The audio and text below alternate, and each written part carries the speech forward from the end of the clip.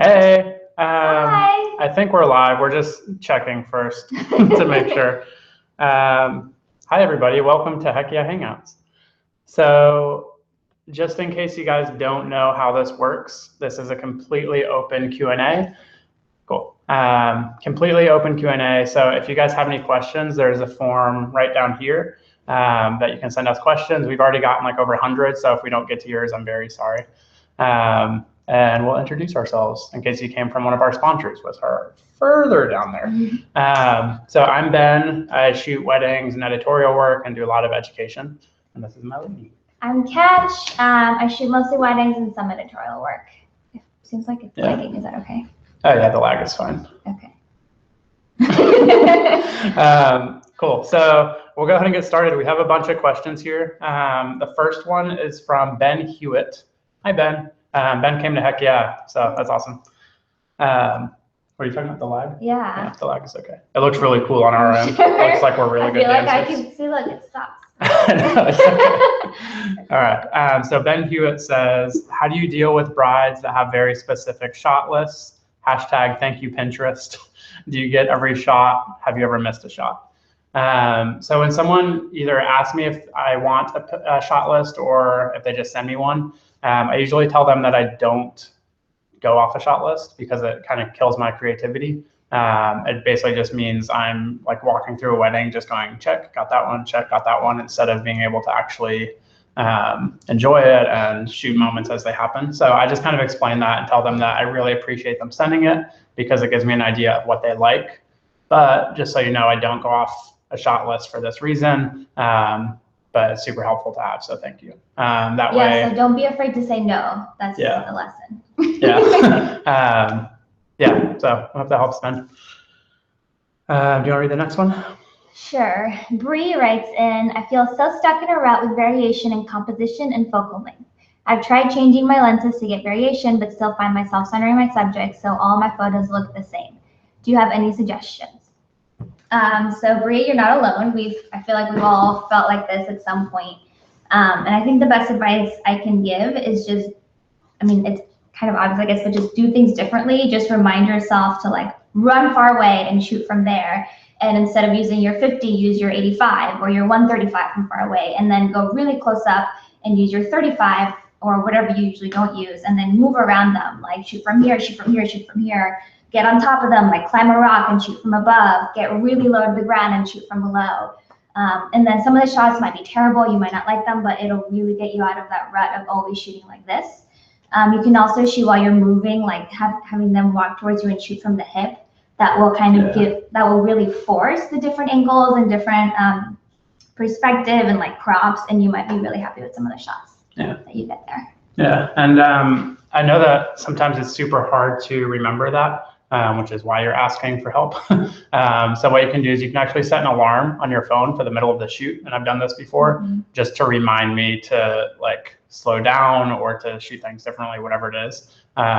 Just set an alarm for like half an hour, and that way you can change it up. So cool. Next up is Aurelia. She says, you guys are amazing. First of all, what's one editing technique that changed your life / editing style? I don't know if I have one that has changed my life, but split toning, I think, was super helpful for me in Lightroom. Basically, what that allows you to do is add a specific tint into the highlights and a specific tint into the shadows separately. And that's been a huge change for me. And yeah, it's been super helpful. I always add yellow into the shadows and nothing into the highlights. And for me, I think it was the brushes, I guess I don't know what it's called, but when you can like Lightroom brushes and the gradient tool to add like a little emphasis on here or darken this side or whatever, that kind of changed my life. Changed your life. Cool. All right, next up is Thad Billiot. Hi, Thad. Hey, Thad. Said, how did you know you were ready to teach workshops? That's a good question. Yeah. So I think there's a lot of weird controversy out there about what the rules are to be allowed to teach a workshop, but realistically, the way I view it is that if you know you're good at something and you're confident in it, then you can teach a workshop. The stuff I teach at workshops is the stuff that I know I'm at least decent at, and I know people want to learn from me. So for example, I teach posing and editing and style and brand because I know that that's where I excel, but I don't teach how to do your taxes and all that stuff because I'm not good at that. And if someone asked me a question, I would refer them to a CPA because I just don't know. Yeah. For me, I think just when I started to get a lot of questions about the way I do things, I realized that I was pretty much typing the same answer to everybody. So I was like, hey, why don't I start teaching this? And like Ben said, like, it's not like we think that we know everything for sure. Like there's so much more that we have to learn, and we're changing and we're evolving and we're changing our editing and all that constantly. But it's kind of when you find something that works for you and that other people are curious about, that's when I realized that I could teach something. Yeah. And I still always get super nervous. I'm like super nervous on camera, which is why my hands are going all over the place. So just so you guys know, the reason we're looking down is because we have another computer over here. No questions. And we're taking live questions. So. Let's see, one that came in since we started, from Nate. Do you often use off-camera flash during portrait sessions? If so, can you talk a little bit about when and how you choose to implement off-camera flash? Are you able to use off-camera flash by yourself, or would you do it only with an assistant? So to answer your first question, no. Yeah. I don't think I've ever used it during I used it a couple times for like my first couple weddings. And I guess I didn't use it during a portrait session, though. I used it for dance floor. Yeah. And I didn't have an assistant. It was just me, so I just kind of set it up early. Yeah. Yeah, the only time I've ever used flash in general is dance floor stuff. Other than that, I don't really use it. So thanks, Nate. All right, let's see. Becca says, how do you get such natural connections between couples without specifically posing them? That's a good one. Yeah, so I think what's been super helpful for me is giving people actions. So instead of saying, stand here, hold each other, which I still do a lot, I'll tell them to hold hands and run towards me or something like that. That way they're just interacting and playing with each other as opposed to like standing there staring at the camera. And something I've done recently too, which I really like, is before we actually start shooting, especially for like intimate and home sessions, is I'll have them each write down like 3 things that they're proud of the other person for, or 3 things they like love about the other person. And then later in the shoot, like half an hour later, we'll pull it out and they'll read it to each other. And that just gets them interacting with each other. It gets them being natural. Actually did that, was that yesterday at the shoot? 2 days ago. 2 days ago, I had a shoot in Joshua Tree, and the girl actually ended up crying from it. So it's like, it's a really cool, intimate thing that they get to share together instead of like focusing on me being there. Yeah, and then I guess to add to what Ben said, everything he said is I do too, but I think capturing a connection between them starts with making a connection between them and you, which starts way before the shoot. And emails, talk about personal things. Don't just talk about the shoot. Like I try and get to know them a little more. And like on Instagram, we'll talk and they'll follow my stuff and we'll talk about camping because they like camping, or just stuff like that that gets you knowing them. That way on the shoot, you can ask like, how was this trip? Or how is, I don't know, what you did last weekend or stuff like that, and get them talking, because like, you know that they have a connection together, but if they don't have a connection with you, it's really hard to get that out of them. So yeah, like kind of start beforehand. Yeah. Jennifer says, I missed the first couple minutes, but are you guys dating? Yes. I was like, do we make out now? That's really funny. Yes, we are dating. And then she also said, and if so, do you shoot together a lot? We do shoot together a lot, but not officially. We keep our businesses strictly separate. But if Katch is shooting a wedding and I'm free, I'll go just for second shooting, love support. Aww. So yes, we are dating. Love support. In case you guys can hear that noise down here, Addie. That's Addie. It's my brother's dog. She's playing. Also, we got a new camera that we're borrowing from my brother. That's all. It's supposed to be all nice, so hopefully it looks good for you guys. All right, next up, Jack Vu says, taking risks and creativity is sometimes scary. How do you overcome that fear and push yourself to create without abandonment in a safe place? Thanks, you guys rock. So this is kind of tricky. It's kind of the same thing as what we answered before of like just remembering to do it. I think that on a shoot, for me, the way most people work actually is they'll get the safe shots first, and then they'll start like, okay, I got this pose that I know is going to work, and then they move on to the next one. That might be a little bit more experimental. So I think that allowing yourself enough time to get to the experimental stuff is super important. Because I've shot weddings before where I'll only have like 15 minutes for portraits, and I'll shoot the safe stuff, and that's all I have time for. And they're good, but they're not killer. So making sure that you get enough time with your couples to kind of move into that more creative space after the safe shots. And then also I'd say, so that you're not experimenting just from scratch with like on a paid shoot, put together shoots that are strictly for stepping out of your comfort zone. Like Ben just did a shoot where he shot everything from the floor. Like he was like laying down, and you know, I don't think he does that often at weddings, but it was just for that purpose. And then now he knows the angles he likes from below, so that next time he's shooting a couple and he wants to do that, he knows right where to go. So it's not like experimental from scratch. It's taking your personal work and bringing it into your wedding work. Yeah. Cool. Next up is Alex K. We're getting so many questions coming in. Awesome. So Alex K says, how did you eventually raise your prices, and when did you feel comfortable doing so?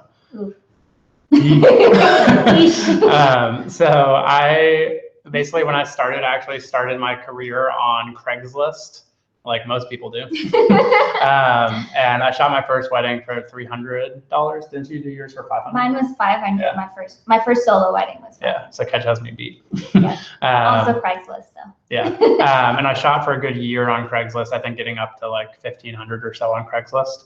But I think for me, it was a matter of, one, I realized I was getting more experience and could charge more. And also when I was further along doing it for a couple of years, I was at a point where I wanted to be shooting less, but making the same amount of money. So it was just a matter of like kind of realizing how much I wanted to be working each year and basically charging accordingly. But yeah, so I think what I did is each year I raised it. I can't remember if it was like 500 or 1,000 each January until I got to a point where I didn't really need to like raise them as much anymore. And right now I'm shooting very few weddings by choice. I'm just trying to stick with more couple sessions now because I'm introverted and would rather hang out with 2 people than 300. So now my weddings start at 6,000, but I'm doing those pretty rarely. I'm turning a lot away. Yeah. And for me, I mean, pretty much the same. For me, it was less methodical. I didn't do like a certain amount every year. I just, when I started feeling like I was getting better and I could shoot for more, I just raised them like $200 or $250 or $100, and then eventually just got to where I was. And it's really scary. Like, I understand, I get it. Don't feel like you're alone. I was super terrified every single time, and like if I raised them and then didn't book anything for a while, I'd be like super scared, and I'd be what's the word? English is second language. It's my second language. I was tempted, that's the word, tempted, to bring them back down, but I just like stuck to it and eventually get there. So yeah, you'll get there. And I guess now, if you want to know, I start at 45 for 6 hours, and then my average is about 5 for 8 hours, 5,000 for 8 hours. Yeah, for just me. And raising your prices is super weird and scary because the first time you do it, especially if it's a bigger jump, you'll realize that your word of mouth clients that were coming in might not be booking you. And the reason for that is because they are expecting what their friends paid, which is maybe $1,000 less than what you're charging now. So you kind of have to build like a new clientele in the new price range. But like once you get that built, again, you'll start getting the word of mouth stuff at that price range. Cool. Do you want to go back to the list? We'll do a couple live ones, yeah, and then we'll go back. Stephanie says, I have almost 14,000 followers on Instagram, but recently have been getting likes in the very low 500s. What am I doing wrong? And how do I get my followers to interact more?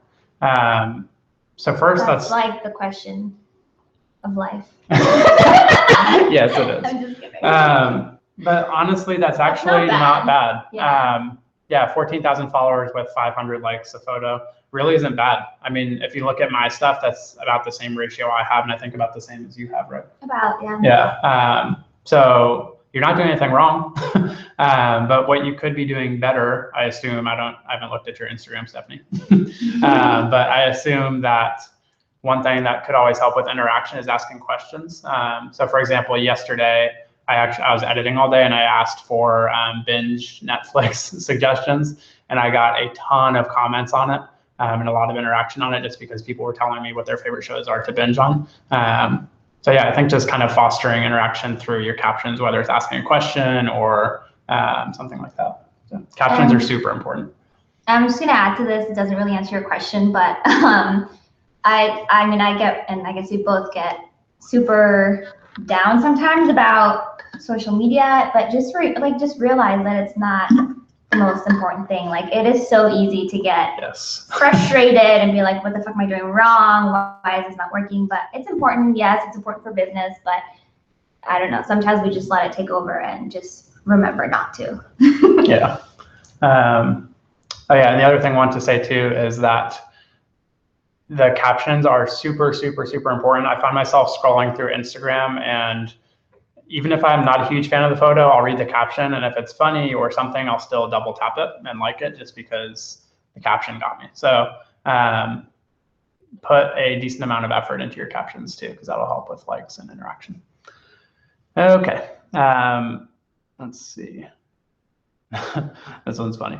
I don't even know what the question is yet, but I like it because the name just says a Dutch girl with a very complicated name. Hi, Dutch girl with a very complicated name. She says, thank you guys for sharing your experience with us. I feel some awkwardness during weddings on the moments that I'm not make photos, which I assume means when you're not taking pictures, you feel awkward. I have the weird thoughts. I love your English. I have the weird thoughts and I have that I have to make photos all the time. Okay, so basically what you're saying is that whenever you're not taking pictures, you feel like the guests think that you're just not working and you should be, or that you're the lazy photographer. You said, I know it's not the truth, but how do you deal with that? Did you ever feel like that? All the time, especially in the beginning, I felt like anytime I needed a breather, I had to go hide in the bathroom, which I still do. But yeah, because you assume that all the guests there are like, why isn't this guy working? He's only been here for 12 hours. Yeah, so that happens, but it's okay. It's just something that you have to understand, that the bride and groom know that you need a break, and you've been there with them all day since they've been getting ready, all of that, and it's okay to sit down and take a rest every now and then. I think it's just like a mental thing to get past, because it's not like you would announce it to the guests and say, okay, guys, I'm going to relax now. It's just something like you personally need to be more okay with and be more comfortable with, which I think comes with time too. Yeah. So. But yeah, just go hide in the bathroom. That's what I do. Not for long. I do that like once an hour for a couple minutes. I'll just go like take an introvert break in the bathroom. Yeah, so Ben needs a lot more downtime than I do. I'm more extroverted, and usually it's just like a ball of energy. If I'm not taking a photo at a wedding, I'm looking for a photo to take. So like I'm taking a break, but I don't look like I'm not doing anything. I'm not like sitting down, you know. Yeah. Cool. How do you sit down again? Like that. That's how I sit down. All right. Kat says, hi, Kat. How much do you pay your second shooters? Do you raise your prices significantly to include them? Other advice on the subject. Okay. I think that's matter. It's changed for me depending on market. Like in New York, it would be like 500 here, or in other like smaller areas, it's been like 250. Just kind of, when I travel and hire second shooters, I just kind of find out what the average is for that market. But right now, I think it's about 400 for 10 hours, and that's what I charge the couple, and that's what I pay my second shooter. So I'm not making any money off of them. I just give them what the couple gives me for them. Yeah. Unless it's this guy, and then I just give him my love. That's not true. She gives me sushi. I give him sushi. That's right. Yeah, and I usually pay like 300 to 400, just depending on how long the wedding is. If it's far away, sometimes I'll pay travel, just like someone local. I'll pay their gas and stuff. And then I add on 300 to whatever collection the couple got for the second shooter. So cool. Let's see. Ryan says, what else besides other great photographers do you find inspires your work? For me, movies do a lot. There's a shoot on my website of Meredith out in Trona that was inspired by the movie The Master. So that's one. And then also just nature in general, being outside and all that. Yeah, for me, it's more like moods and light and nature. I know that sounds very intangible, but like if I see a certain type of lighting I want to shoot in, I'll put a shoot together for that or stuff like that. Or moods, really. Lately, my personal work's been much more inspired by moods and things I'm feeling, so it's more transferring that into images. Yeah. Cool. Next up is, let's see, Elsa. Is that Elsa? Yeah, Elsa. You two are awesome and adorable. Thank you. How do you back up your pictures during/after a wedding? So pretty much as soon as we get home, we will just back them up on our computer and a hard drive. And then our computers both run Crash Plan, which is an online backup, which is pretty awesome. I think it's $5 a year or $5 a month. A month, yeah. $5 a month, and it basically backs up whatever you tell it to on your computer. So anytime I put raw files or whatever on my computer, it automatically gets backed up online, which is super helpful. So I do that. And then also whenever we're driving home, we'll put the memory cards in our pocket and then leave 2 in the camera as well, since we have the dual card slots. And then you asked during the wedding, since we both shoot with dual card slots, we don't really back up during the wedding other than that. Yeah. Cool. Let's see, I think let's do some that came in beforehand. Yeah. Gosh, we're getting like a question a second. I know, I'm sorry awesome. if we don't get to your question. It's nothing personal.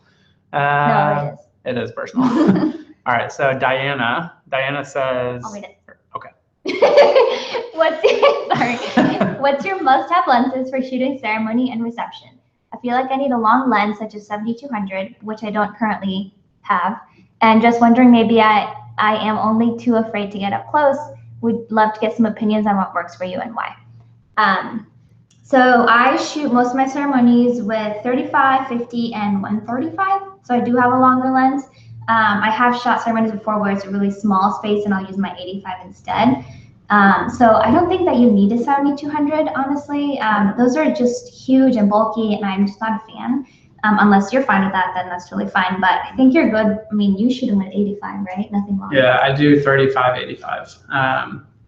Almost every wedding is only 35, 85, and then sometimes I'll put on the 50 for portraits or getting ready. But yeah, for the most part, it's just 35, 85, and I find that that's totally fine for what I need. Yeah. And yeah, don't be afraid to get up close, I guess. Yeah. I don't get like past the front, like I don't go into the front aisle thing, because I don't want to ruin their moment, but yeah, just like in the aisle. Cool. Let's see. Next up, Stephanie says, hey guys, here's a bit of an odd question, but here goes. I find some weddings are completely chaotic and I go into autopilot and my creativity flies out the window. How do you manage to stay calm and creative when there's mass chaos ensuing? How chaotic are your weddings? Oh my God. Mass chaos.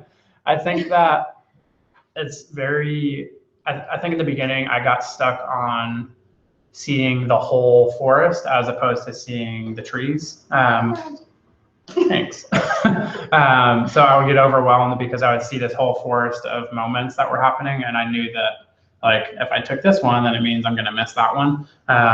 So for me, it was being okay with narrowing down onto just a specific moment. Like even if there's stuff on fire over here and a flood over here and locusts over there, I would come over here and just focus on the flood.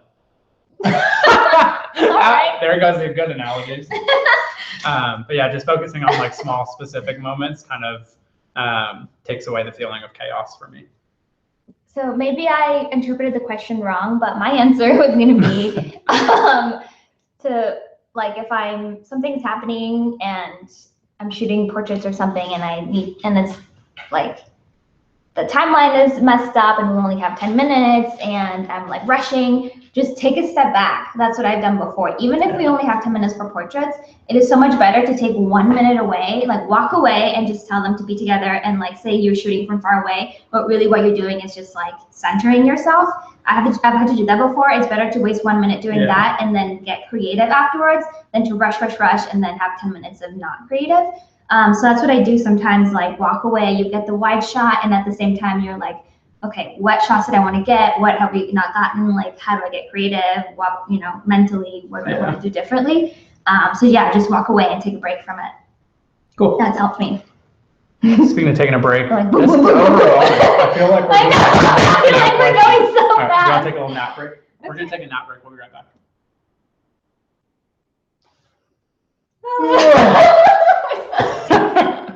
All right, I feel pretty refreshed. All right. We are no longer cool in your eyes. You were never cool. Marlise. Is that how you say that? Marlise.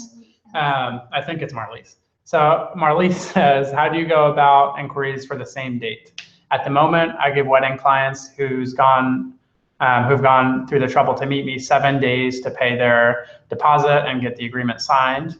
And any other couples have to wait out those 7 days before they get a chance at booking.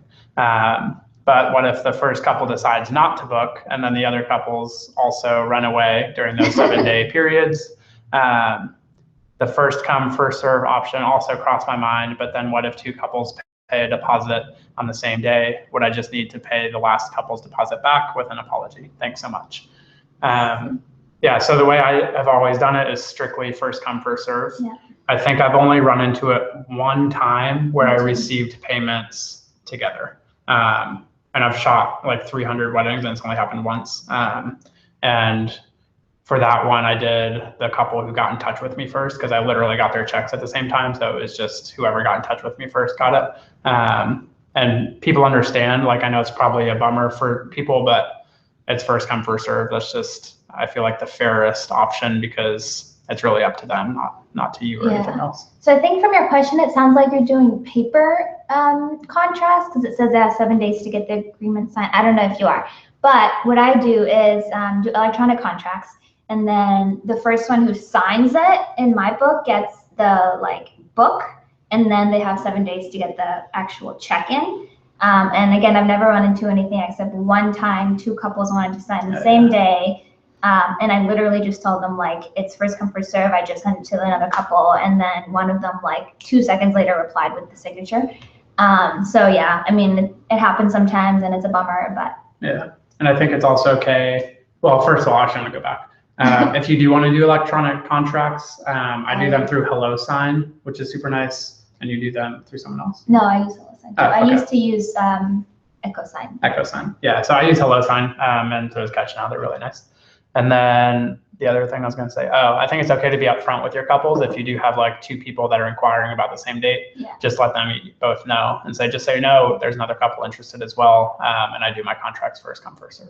So that way it's all upfront. All right, Juliana, she had a couple questions. I'm just going to do the first one. Juliana says, what is one thing that helps you be able to not have creative block while you shoot? So two things for me. One is weird, one's not weird. Which one should I do first? Weird. So for some reason, being barefoot is, for me, I just feel so much more comfortable and so much more creative. So if I can, I'll actually take my shoes off. So find what your comfort zone is. But at weddings, yeah, no, not at weddings. Actually, I have been barefoot at a wedding. On the beach. Mm-hmm. Yeah, and it was awesome. But yeah, so find what your comfort zone is and be okay with taking your shoes off or whatever it is. The other one for me is music actually helps a lot because I don't know what it is, but certain music just gets me inspired for whatever reason. And when I'm listening to it on set, it feels like it relaxes me because I listen to it at home. I listen to it when I'm driving. So it's when I'm the most comfortable is when I listen to it. So it's kind of like a Pavlovian thing where if I'm listening to it, I get more comfortable and relaxed. And that helps me be more creative. For me, it's kind of what I said before, just taking a step back. Because sometimes before weddings or before shoots, I'm like, yeah, I want to do this, this, and this. But when you're on set, everything's happening, everything's late, and you're like, crap, what did I want to do? So just take a step back, walk away, take shots from far away, and then in your head, go through your mental creativity list. Another thing you could do that sometimes we do for each other when we shoot together is have your second shooter step in. So like if I'm the primary shooter and I feel kind of stuck, I'll be like, I'm gonna have Ben step in for a minute and direct. And then while he directs, I'll step back and be like, okay, now like center and creativity. So just have your second shooter do that. Maybe warn them beforehand so they're not shocked or surprised. Yeah. But yeah, it helps. Cool. Let's see. Gloria. Hi, Gloria. Hi, Gloria. She came to one of our workshops. Yeah. Gloria just said, can't handle the cuteness, just can't. Sorry. That's a great question, Gloria. Aaron says, roughly how long do you spend editing a photo series or a photo / series of photos? So I think the series of photos is the easier one to answer because photo, it just depends. But I think, I don't know, usually like 3 hours-ish if I am actually sitting down and working hard on it. That's for like a 2-hour session. Yeah, right. For like a couple session at a wedding. But realistically, like 5 hours because I'll bounce between that and Facebook and wasting time and stuff like that. So. About same with me. For a wedding, it depends. I just edited 2 of the longest weddings I've had. They were 12-hour weddings each. And everything during the day was shot in like 5 different types of light because of the sun, the clouds, and the sunset, and the woods versus the beach. Like it was all over the place. And that one took me like, I don't know, like nonstop 8 to 12 hours each of those, probably 12. Yeah. But on the average, it's like more 6 to 8 or 8 to 10 that it takes me nonstop. And I think something that'll be helpful too is knowing how many photos we shoot and how many we deliver. Yeah. So for a couple session, that takes me about 3 hours to edit. I usually shoot, I don't know, I think it's like 800 photos or something like that. A lot of them are just repeats of the same pose to make sure I get the right expression. And then I deliver usually like 30 to 40. For a couple sessions? For a couple sessions. And then, and then weddings. It's about the same ratio. Well, no, it's not actually. I shoot about 1,500 for weddings and I deliver about 500. And my weddings on average are a lot longer than Ben's, or at least, have been about 10 hours on average, or to 12. So I deliver like 800-ish, well, 500 to 900, depending on the wedding, and shoot like 3,000, 2,500, 2,000, depending on how many family portraits and all that. Yeah. Oh, and then for sessions, it's 2-hour sessions, and I deliver like 120-ish. Yeah. Cool. A lot more. Yeah, whatever it is that you deliver, just make sure your clients know up front. So for example, I deliver way less than Katch delivers, especially for couple sessions, but my couples know that. They know what to expect. That way they're not surprised, just based on their own expectations. All right, let's see. Ivy, we just answered your question. How many images do you end up giving to clients? Cool. Let's see. I saw one. Gloria has a question. Oh, Gloria, you do have a question. Gloria says, okay, here's the real question. On the submission form on my site, I ask couples to tell me about themselves and their wedding day. So how do you respond to an inquiry that just says, love your work and would love more info? So I do it a little bit differently, and I think, and you do too. We don't ask for that information up front. What we do instead is we both wait until we get basically in touch with them. So they'll send us something like that sometimes, just say, love your work and would love info. And then we'll reply with questions about their wedding day, about them, like what they do, all of that. That way we can start the conversation once they've already reached out. And yeah. So the 2 questions I always ask is, 1, tell me about your wedding, or tell me about yourselves and what makes your wedding day very you. And the second question I always ask is, what do you like about me or my work? And from those 2, I can pretty much tell like if they're a good fit for me. If you know, what do they like about my work? If it's kind of like fluff and just very what's the word? liking it. Super fit, like on the surface, I guess. Then they might not be the best for me to work with. If it's more about the emotion and the documentary and the story, which is what I love to do, then I know that they like what I actually like to deliver. Yeah. So yeah, those two always help me figure it out. Yeah, cool. Let's see, Liz. I'm not even going to try that last name. Porqueda. There we go. I don't know. Liz says, do you have a technique for finding good light on cloudy, overcast days? Yes, I have two. So go around like this. Yeah, we'll explain that in a second. So the way I shoot on overcast days is I usually actually try and have people front lit, because if you backlit on an overcast day, their skin can just kind of look muddy and not really luminous. So I'll front light it instead. So to find the front light, I have two ways. One is an app that I'm going to pull up called Sunseeker. Sunseeker, it's awesome. It is this one. And basically what you can do with it is you can make it so you can find where the sun is in the sky at any time. Just like that. And it like points up at it, so yeah. But you can basically hold it anywhere and find where the sun is behind the clouds. Or you can hold up your hand like this and squint at it. You're gonna look real cool doing it, but squint at it and it'll allow you to see like where the shadows and highlights are falling easier because it just comes blurry. And then you can spin around until you see when it's front lit. And then when it's front lit, you know where the light's coming from. Also, just one quick tip. It helps to have people look up a little bit, especially if they have really deep eye sockets or bangs like I do, because since it's so top heavy, usually the light, if you're like in an open area, they're just gonna have these like super dark eye sockets. So I usually have people like look up, or sometimes if it's like a stormy day, they're gonna look up anyways because it's pretty. Yeah. Whatever. And then also I always look for cave light on those situations, which I love. It's one of my favorites. Basically, if you guys don't know what that means, it's when there's like heavy light coming in from this side and then like dark back here, basically what a cave would do. It helps put the background dark and then make the kind of front lit heavier and nicer. And you can shoot that from straight ahead or you can shoot it from the side. It's really nice both ways.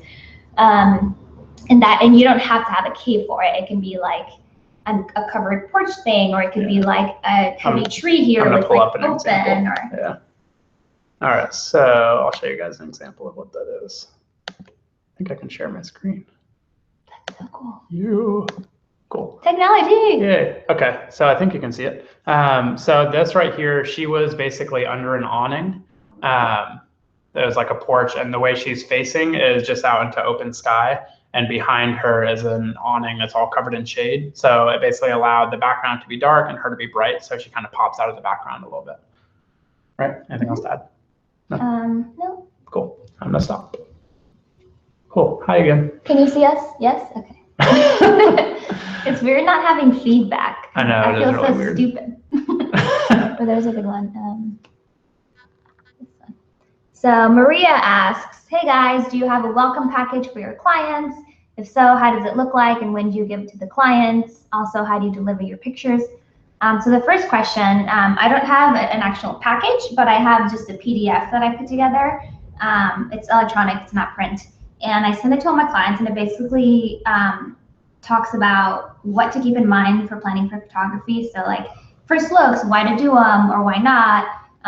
Having plug ceremony or unplugged plug ceremonies, unplugged ceremonies, best time for photos, best time for family portraits, family portrait lists, all that stuff that I want them to know to help them plan. And I actually have, Ben is pulling up a link to an article that has exactly what I tell my clients.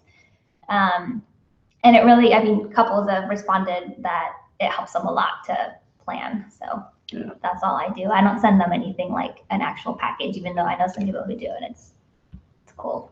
So I was going to try and share the link, but I don't know how to share it. So if you go to Katch's blog, or rangefinder.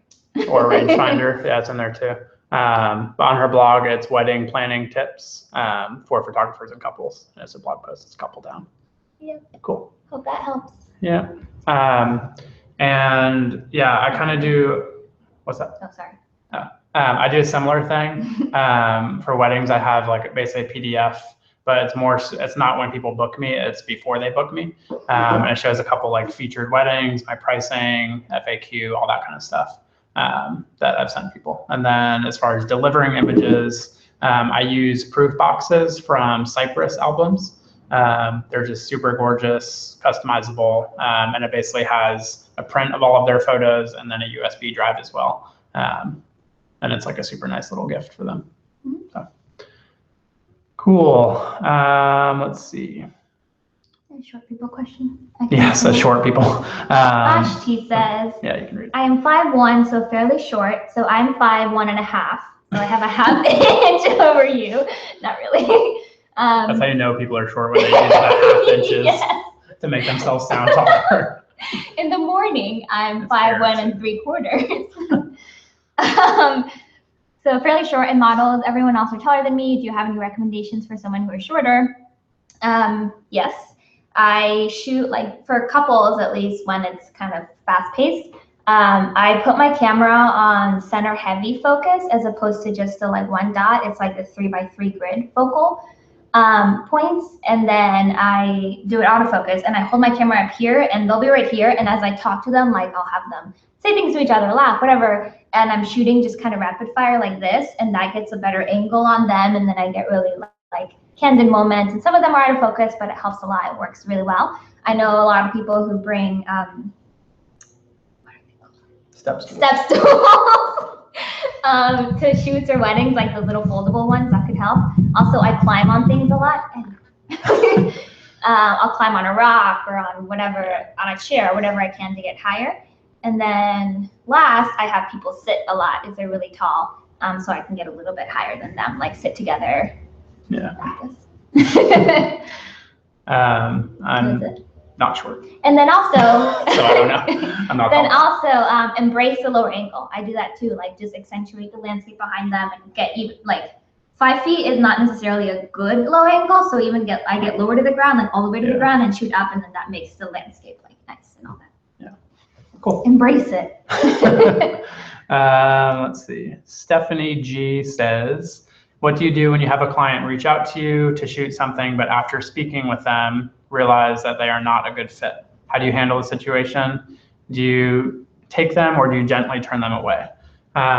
So in the beginning, I would take it.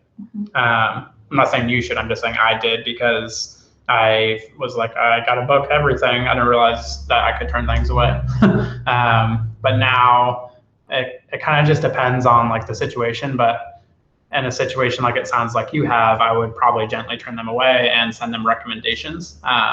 And for example, if it's a personality thing, for a wedding, for example, I'll literally just tell them that. I'll say, hey guys, like it was really great to meet you both.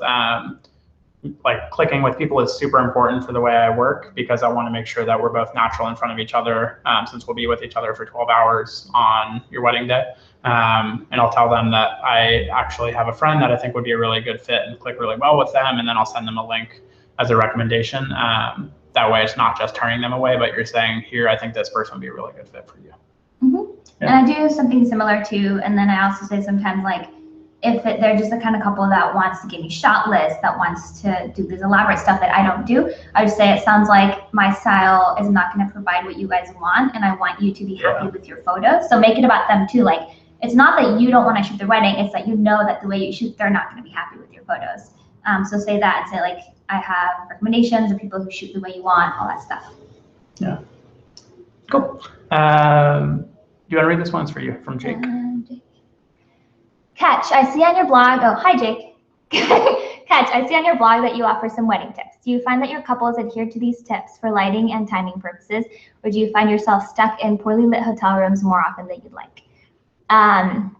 So it's both. I mean, for overall like ceremonies and receptions, I'm not really taking indoor ceremonies anymore. And I just turned, like, when they inquire, I explain to them why my style doesn't work that way, why I'm more inspired by nature, and here's people that can do it better. So for that, it doesn't really happen anymore, because I make sure to take on those couples. Sometimes I'll still, you know, have some of the ones that aren't perfect, obviously. But then as far as like hotel rooms, like, yeah, it happens often that they get ready in hotel rooms, and that's fine. You can't change that. It's the easiest thing for them to do. And I just kind of work with it. Just open up with the windows and move stuff away that's ugly. turn off, like the yellow lights, all that stuff. So yeah, basically sometimes you do get stuck with things you don't want, as much as they try and as much as they want to do it a certain way, maybe budget doesn't let them rent out an Airbnb, whatever. So yeah, just kind of work with it. Yeah. We don't always shoot perfect weddings, even though you might think we do. We also shoot the stuff that isn't, the ideal. So. Yeah. Cool. Kelly says, what autofocus point system do you use? Focus, recompose, single point, multi-point patch. What works best for you and why? So I typically just focus and recompose. I almost always have my center point on, and that's all I use, unless I'm shooting super up close, in which case I'll move the point around, but I still just do a single point. And the reason I move it around whenever I'm up close is because you have less margin of error for focusing and recomposing when you're up close, because the depth of field will be much narrower. So. And for me, I move it around all the time, like throughout the day. It's almost never in the middle.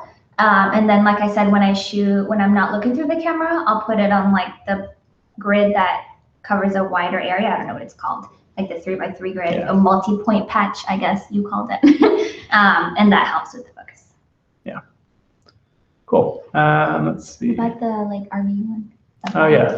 Trinity Walker Kiefer says, hey, I'm leaving Pennsylvania and living in an RV full time, traveling the US soon. How do you market yourself to shoot in all of these different rad locations that you do? Thanks for your time. So we're actually. The reason we're being creepy. We're going to be living in a van next year. Yeah. Starting in December. Yay. So we're super excited about that. And we're going to be doing the same thing, basically just traveling around the US. And we're kind of planning it ahead of time. And we're going to announce a travel schedule this summer.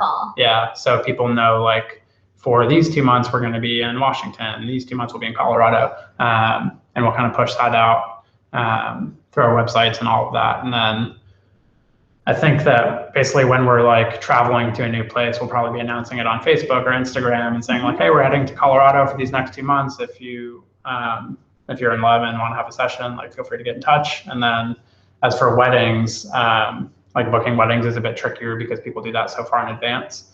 So I think that having that travel schedule up on your website and ahead of time. Yeah, well ahead of time, and making sure people know that you are available for travel and travel often is super important. But as far as I think marketing yourself to just get destination stuff in general, something that I've heard is helpful for people is, for example, just flying to Colorado and setting up a styled shoot and trying to get it published on a local Colorado blog. Can be helpful because then it's Colorado people looking at it, they see that you travel to Colorado and they might reach out for a shoot. Yeah, and then even like what Ben was saying, getting published, like you could reach out to blogs, local blogs, or where you're going or anything like that, and actually pitch what you're doing. Some blogs might be interested in like this awesome photographer who's in an RV who's traveling, and they might want to do like a piece on it or a feature on it, or a sponsored post about it. So just kind of reach out to all the possible outlets that way. And then reaching out to photographers in local areas also helps a lot. Just not to be like, hey, let me ask you questions and second shoot, but to be like, hey, I just want to make friends and let's get together and talk about everything but photography and be actual friendships, because that's the way that you make be humans, not photographers together. But yeah, that helps a lot too. Yeah, cool. So yay, our van! I'm so excited. Yeah, so I think we're gonna have an Instagram, not for the van, but we're gonna have an Instagram that's separate and personal of just our travel stuff. So we'll announce that at some point. You guys can follow us. We're gonna be living in a Sprinter. We're excited. Yay. 50 square feet. Okay, so Alyssa says, hey to you both. What's your biggest challenge in finding clients, or if that's no longer a challenge for you? Looking back at your earlier years in wedding photography, or if that's no longer a challenge for you, looking back at your earlier years in wedding photography. I'm in my second year of full-time business and meeting my goals, but I'm always trying to increase bookings. Cheers and love.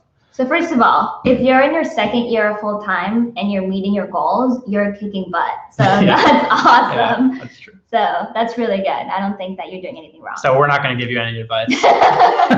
Just kidding. I guess we have to. We committed to this already. So I think that, and by the way, we still do struggle with getting bookings. That's always going to be a thing. Sorry. Especially moving around. Yeah, that's something that is just always tricky and you always gonna have to push for. One thing that I found helpful is getting in touch with wedding planners who were kind of on my same level and like know what your level is and reach out to wedding planners that are on the same level as you are, and basically say like, hey, I'm available for weddings in Florida or whatever. Here are my prices. Like I'd love to like take you out to lunch or whatever and see if you have any couples that would be a good fit. And then also, send people referrals, like send other photographers referrals if you're already booked and start a relationship like that, because then if they're already booked somewhere, they'll give you a referral. Yeah, and I think actually one time I had a friend of mine, I sent them a referral and they actually they booked it and they sent me an REI gift card just as a thank you. And I was like, oh, damn, the baller move. But yeah, so I like ended up sending her a couple more referrals just because it was like such a nice gesture, not because I wanted more REI. Yeah, cool. Any other things on that? I think that's kind of what you do. Yeah, too. And I mean, if you want to set up like styled shoots, those bridal style shoots have never really been my thing, but I know they work for a lot of people. Setting up a really awesome styled shoot with a cool planner, with a cool florist, all that, you're not only making relationships with them, but you're also expanding your client base because they're gonna want to use you as well, and also you're gonna expand it farther if you submit it to a blog and get it published. So yeah, cool. Let's see. Kristen says capturing mood and natural expressions and interactions from couples can be difficult when they are shy. Can you suggest ways to help your couples open up together in front of the camera? Thanks. Yes. So I'm super shy too, believe it or not. I'm very introverted. Katch can attest to that. So I understand the plight of the shy person. So one thing that I think is super important is up front, like even when you're emailing and all of that, to set expectations for the shoot. Are you doing yoga over here? Is to set expectations for the shoot, because I think that one thing I've noticed a lot is the fear that people have is fear of the unknown. They don't know what the shoot's going to be like, and they're afraid that they're going to be expected to model and be all comfortable and natural like right away, when really that's not the case. So I always tell my couples or my subjects that like, we're just going to have fun. We're going to go hike for a little bit, and on the way back, we're going to shoot. And I tell them like, don't worry. I know you guys might not be 100% comfortable in front of the camera, but like I'll help you through it. It should be a pretty laid back thing. And then the two things on set that I found really helpful, one is music. Music just loosens the heck out of people. You found that too, right? So music is awesome. And then also getting them to talk with each other and just be with each other, because the connection with you is important, but more important is the connection with each other. And if you can get them talking about like a moment that he was really proud of her, or their favorite thing about their wedding day, or whatever it is, that usually gets them loosening up a lot, because they're just talking to each other and they eventually forget that you're even there. And remind them at the beginning why you're there. Whether it's a session or a portrait session at a wedding, this is something that I think our friend Phil does really well. Phil Chester, he's awesome. Basically just, they don't know what to expect. Like Ben said, they are just there to take photos. They're super nervous, they're shy, and they're looking to you for everything, for expectation, for direction, for all that. So just like stop for a minute and say like, we're here because you guys found each other. We're here to document this awesome time in your lives. We're here to document your wedding day. This is like the 10 minutes you have kind of alone on your wedding day. So let's really enjoy it for what it is and forget the fact that we're here to take photos, because that's not why we're here. We're here to celebrate your love and to celebrate your interaction and to capture this time right now. So remind them of that, because when you do, like every time that I have done that with my couples, it just super loosens them up, and that helps them realize that they're there for each other, not for you, and that helps a ton. Yeah. I also remind them at the beginning, I'll give my little spiel now. I say something like, okay, you guys know my photo style is not posing. I'm not going to direct you really, really strictly. I'm not going to tell you exactly where to put your hands or exactly where to look. We're here to just capture your interaction together. So what I'm going to do is put you somewhere with great light and give you cues instead of posing things, and tell you to like do this or do that. And if I say, hold her like this and kiss her on the cheek. I'm not going for the kiss on the cheek posy thing. I'm going for what happens before and after and in between. So if I say do this or do that, don't do it and hold it and wait for me to tell you what else to do. Do it and then do what comes naturally afterwards. And that really helps people, because if they don't know what to do and you tell them, look at each other and kiss, they're gonna look at each other, kiss, and and then like hold it and then be like, now what? Like I've had people do that, you know? Or they'll look directly at you afterwards. Or they'll kiss and then be like, now what? Especially if they're shy, they might just, you know, like be awkward about it. But so remind them that you're not there to guide them shot by shot. You're there to create an environment for them to feel comfortable around each other, and then to document that comfort and that love. And that really helps people. And then I also tell them, hey, if you want more direction, just ask me for it. Like if you want to know what to do with your hands, just tell me, what do I do with my hands? And I'd be happy to offer that. This is what Katch directs people into. Just put them right here. You'll be fine. Don't worry. And face each other.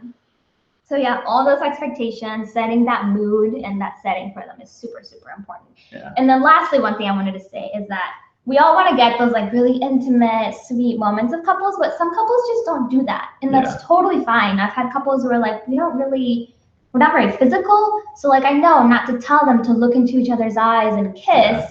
I tell them to sit next to each other and talk about something. And like, as they're talking, they might do this, or they might just laugh. And even if it's a photo of them not even touching and they're like laughing, that's their interaction and that's what makes them who they are. So like, don't force it into something they're not. Capture that awkwardness. Like I've had photos that to me are kind of like in between, like they're like this or looking at each other a certain way, but it captures like exactly who they are. So. Yeah.